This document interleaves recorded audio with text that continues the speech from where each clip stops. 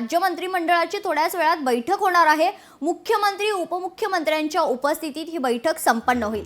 आगामी अर्थसंकल्पीय अधिवेशनाच्या पार्श्वभूमीवर बैठक महत्त्वाची आहे। तर सुरक्षित कपातीचे कॅबिनेटमध्ये खरतर पडसाद उमटतील का हे देखील पाहावयास लागणार आहे। यासोबतच फडणवीस, एकनाथ शिंदे, अजित पवार या बैठकीत उपस्थित असतील। यासोबतच राज्याच्या अनुषंगाने काय निर्णय होतात याकडे आता सर्वांचं लक्ष आहे।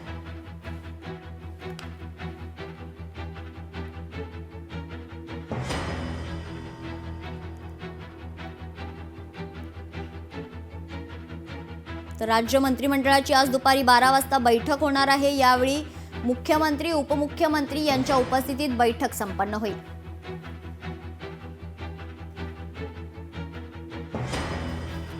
आगामी अर्थसंकल्पीय अधिवेशनाच्या पार्श्वभूमीवर ही बैठक महत्त्वाची आहे। फडणवीस, एकनाथ शिंदे, अजित पवार खरतर या बैठकीचं आता जे आहे मार्गदर्शन करणार आहेत। राज्याच्या अनुषंगाने काय निर्णय होतात याकडे संपूर्ण राज्याचं लक्ष आहे। या संदर्भात अधिक माहिती जाणून घेऊयात। आमचे प्रतिनिधी चेतन ननावरे आपल्या सोबत जोडले गेलेले आहेत। चेतन, अतिशय महत्त्वाची राज्य मंत्रिमंडळाची बैठक आता थोड्याच वेळात होणार आहे। नेमकं कोणत्या विषयावर यावेळी चर्चा होईल याकडे आता सर्वांचं लक्ष लागलंय। चेतन, आपल्याकडे काय अधिक माहिती आहे? मेघना, आत्ताच मुख्यमंत्री देवेंद्र फडणवीस आहेत ते कॅबिनेट बैठकीसाठी पोहोचलेले आहेत आणि अवघ्या थोड्या वेळात ही बैठकीला सुरुवात होईल।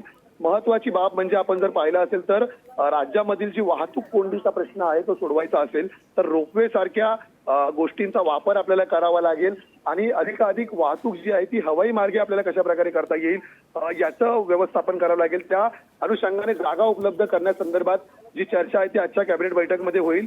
याशिवाय अंमली पदार्थ विरोधी जी टास्क फोर्स आहे त्यासाठी नव्याने पदभरती केली जाईल, कारण सध्या राज्यामध्ये अंमली पदार्थाचं जाळं नष्ट करण्याचं काम आहे ते सरकारकडून सुरू आहे आणि त्यासाठी मोठ्या प्रमाणात मनुष्यबळाची आवश्यकता आहे।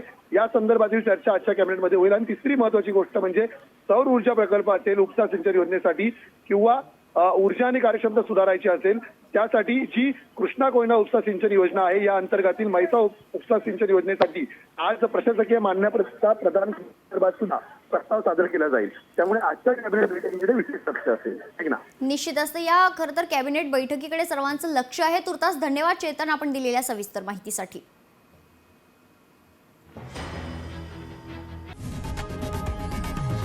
लोकशाही मराठी ऐका, पहा, जागरूक रहा।